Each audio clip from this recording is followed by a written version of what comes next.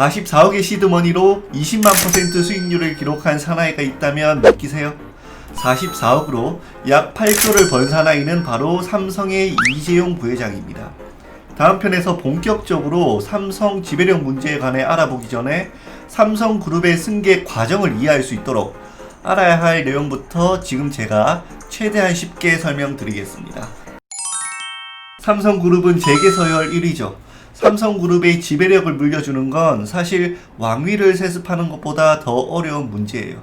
다들 아시겠지만 주식회사의 주인은 주주고 증여와 상속의 과정에서 주주가치가 희석되기 때문에 1세 경영에서 3세 그 이상 경영까지 가게 되면 보유 지배력이 많이 떨어지게 되죠.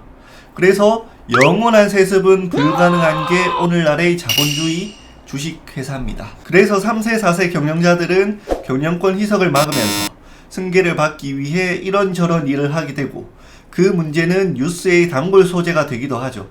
상당히 어려운 문제이니만큼 투자고수 이재용 부회장도 삼성의 지배력을 위한 노력이 24년째 이어지고 있는데 이 노력에는 지배구조 방식이 상당한 내용을 담고 있어요. 우선 순환출자에 대해 설명드리자면 돈이 돌고 도는 구조입니다.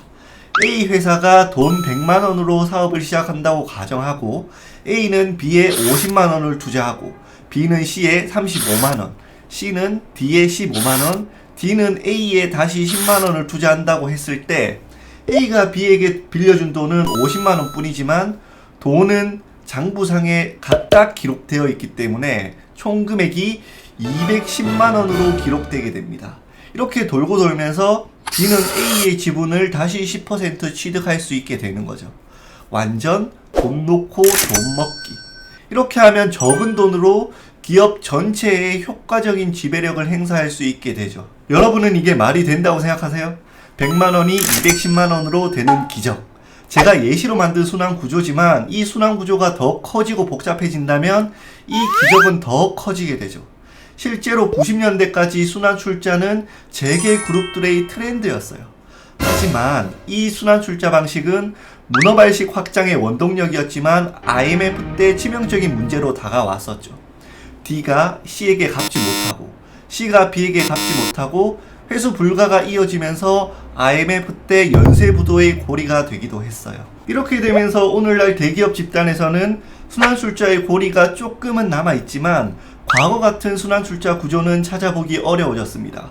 국가에서도 금산분리 원칙에 따라 순환출자를 경고하기도 하죠. 삼성그룹도 삼성물산 합병 직후 삼성그룹이 가지고 있던 순환출자 고리 7개를 탈출해야만 했죠. 이것 말고도 이건희 회장의 삼성그룹이 순환출자 구조를 탈출해야 하는 이유가 있었는데 순환출자의 지분고리는 적은 지분으로 여러 회사를 효과적으로 장악할 수 있지만 반대로 적은 지분으로 골고루 지배하다 보니 경영권을 완전히 지키기가 어려워졌어요. 거기다가 삼성그룹은 최근 30년간 엄청난 가치 성장도 이뤄냈기 때문에 누군가가 순환출자의 고리를 끊고 침범할 수도 있어졌어요. 또 경영상속 시에는 지주회사의 경우 상위회사의 지분만 넘겨주면 자회사의 지분력을 확보할 수 있지만 지분고리식 순환출자는 복잡한 순환고리 자체를 상속해야 되기 때문에 상속할 때는 매우 어렵죠.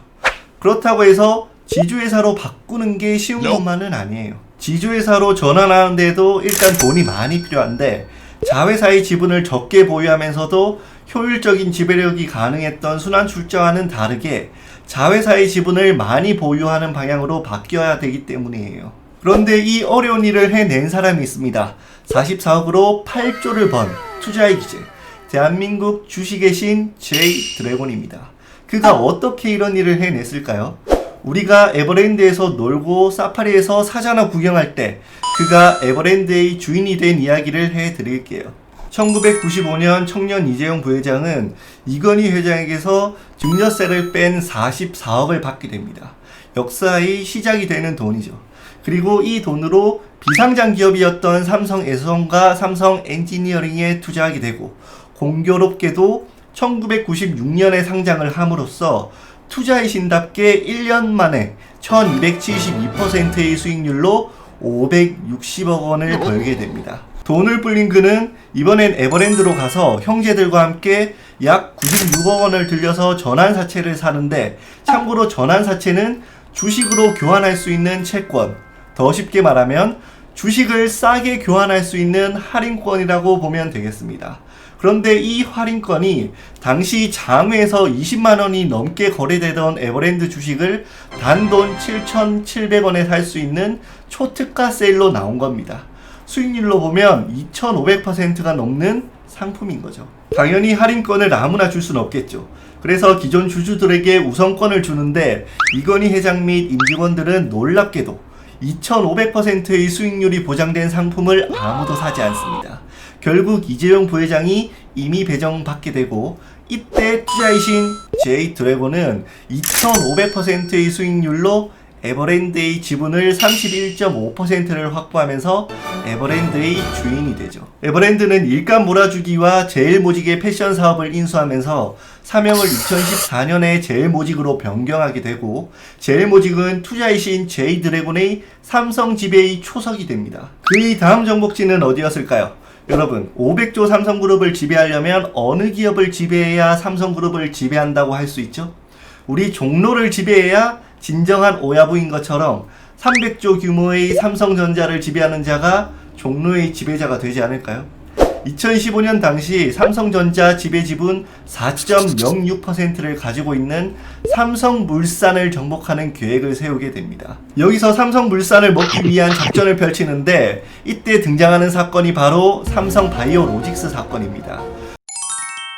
구 에버랜드, 현 제일모직의 주인이 된 J-드래곤은 아무리 계열사들이 일감을 몰아주면서 제일모직의 덩치를 키웠지만, 삼성물산이 어디 동네 개 이름도 아니고 당시 매출 28.4조, 영업이익만 6,500억짜리 회사를 매출 5조의 제일모직이 먹기엔 배가 찢어질 정도의 규모였어요.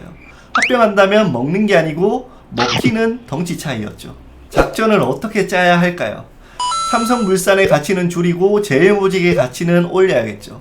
삼성물산은 2014년 15년 당시 업계 1위였던 아파트 분양을 하지 않았고, 카타르의 2조 규모의 수주 내역을 발표하지 않으면서 주가가 오를 만한 요인을 차단했어요. 반대로 제일모직은 에버랜드의 공시지가를 당시에 크게 상승시키는 작업을 했습니다. 그런데도 급이 너무 차이가 나니까 부족한 거예요. 그래서 삼성바이오로직스라는 자회사를 만들고 제일모직이 합병해서 유리한 비율을 받게 만들었죠. 2015년 44억 투자의 신화 J-드래곤은 결국 삼성물산의 주인이 되고 8조대의 자산을 보유하게 됩니다. 이제 그는 삼성물산이 가지고 있는 삼성바이오로직스의 지분을 팔아서 삼성생명이 가지고 있는 삼성전자의 지분 약 7%를 가져오면서 순환출자의 고리도 해결하고 금산분리도 해결하는 해피엔딩이 삼성승계 24년의 농사에 변수가 발생하면서, 다음 2편에서 본격적으로 삼성 지배력 문제에 관해 말씀드리겠습니다.